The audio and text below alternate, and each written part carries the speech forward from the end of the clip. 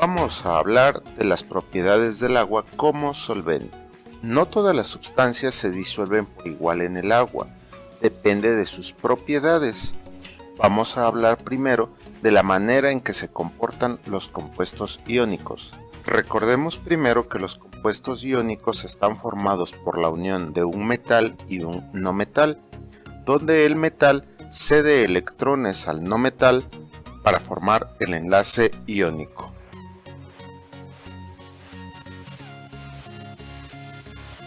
Cuando los átomos reaccionan, buscan cumplir algo que se llama la regla del octeto, que consiste en tener en su último orbital 8 electrones.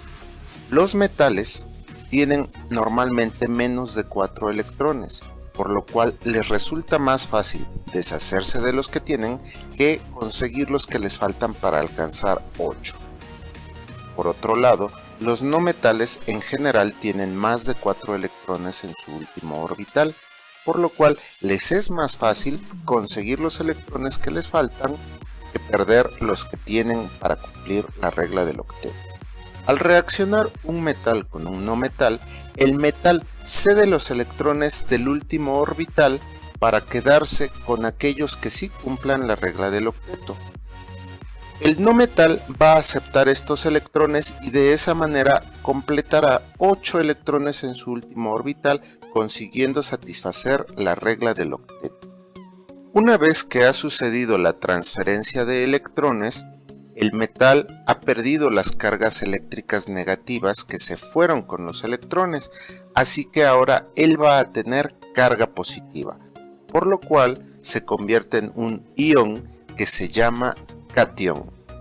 El no metal, por su parte, ha aceptado cargas negativas de los electrones. Esto lo convierte a su vez en un ion, pero por tener carga negativa se llama anión. Ahora los átomos tienen cargas opuestas que se atraen.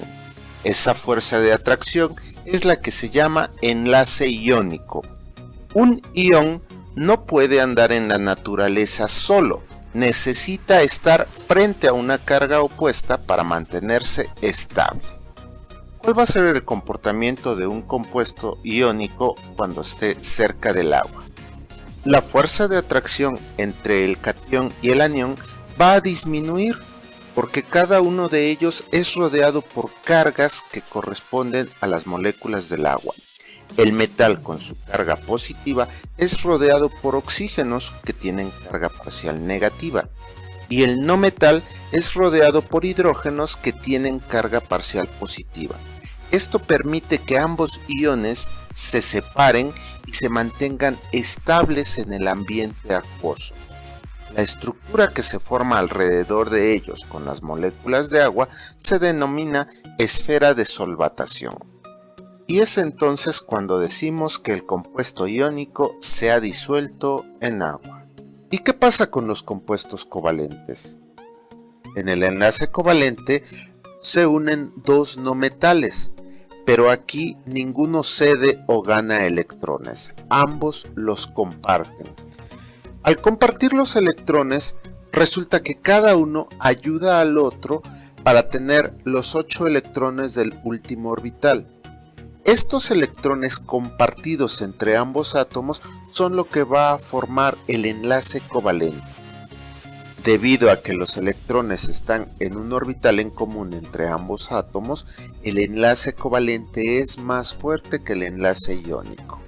Los enlaces covalentes los podemos dividir en no polares y polares.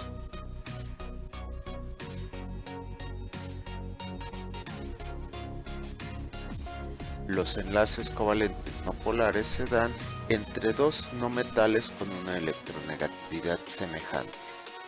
Cuando los átomos tienen una electronegatividad semejante, los electrones se distribuyen de manera equitativa alrededor de ambos, provocando que no se generen cargas parciales, es decir, la molécula es completamente neutra, o sea, no polar. Y en el caso de las moléculas con enlace covalente polar, uno de los átomos es más electronegativo que el otro. Esto provoca que los electrones estén más cerca de él, generando un ambiente negativo alrededor de este átomo, es decir, una carga parcial. Ambas moléculas van a tener comportamientos diferentes frente al agua. Veamos el caso de la molécula no polar. Como su nombre nos lo indica, no tiene polos, y las moléculas de agua son como pequeños imanes que se atraen entre sí con la carga parcial positiva de los átomos de hidrógeno, atrayéndose con las cargas parciales negativas de los átomos de oxígeno. Estas pequeñas fuerzas de atracción, que son los puentes de hidrógeno, impiden que la molécula sin carga, la no polar, se introduzca entre las moléculas de agua. Entonces decimos que es insoluble. Ejemplo de esto es el aceite sobre el agua. Podemos entonces concluir que el aceite tiene enlaces covalentes no polares.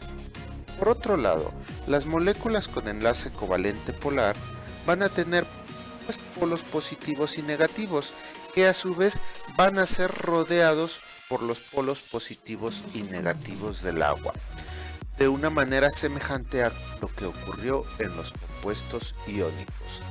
Estas moléculas con enlace covalente polar van a ser solubles en agua.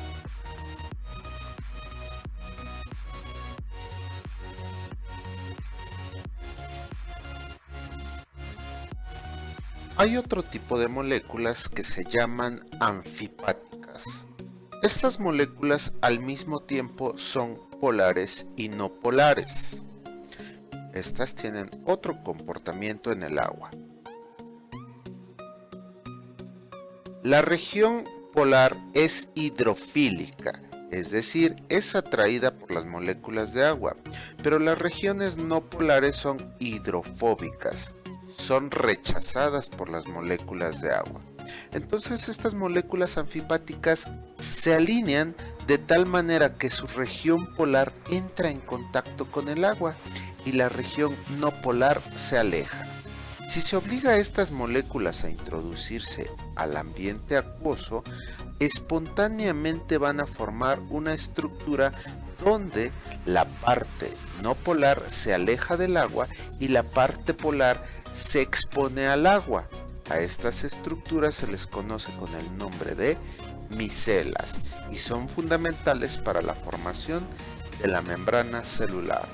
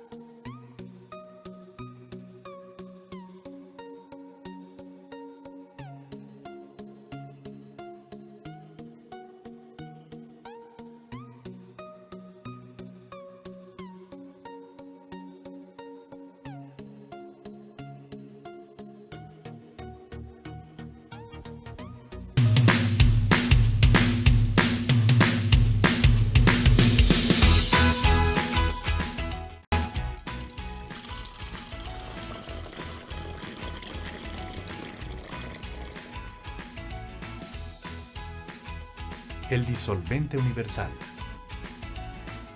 Hablemos primero de por qué el agua es considerada un gran disolvente. A ella se integran gases sólidos y líquidos, Incluso en este vaso, que podríamos pensar que no tiene nada disuelto porque contiene agua limpia o potable. En ambas muestras hay gases, aire principalmente. También hay sales minerales que son los principales sólidos disueltos. Cuando hacemos esto, primero se pone un poco turbia el agua. Sucede que el agua del fondo está más caliente que la de arriba, lo que la hace menos pesada, por eso sube. Y la fría baja porque pesa más. Esto se llama convección. Después aparecen burbujas que indican algo. ¿Qué es?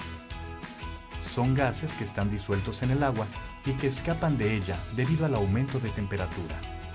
A esto se le llama desgasificación. Si dejamos que hierva, vemos borbotones. La desgasificación es mayor y la convección también.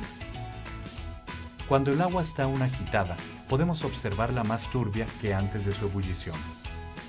Esto ocurre porque, además de los gases, el agua evaporada se desprende y hay menos agua líquida. Entonces las sales disueltas tienen mayor concentración. Ellas no pueden evaporarse. Si dejamos consumir todo el agua, podremos ver esto. Las sales están depositadas en el fondo del envase. Por ser tan buen solvente, es casi imposible encontrar agua pura en la naturaleza. Así, podemos decir que todos los cuerpos de agua son soluciones acuosas. Incluso el agua de lluvia arrastra en su caída a los gases del aire y los disuelve, llevándolos hasta el sitio donde cae.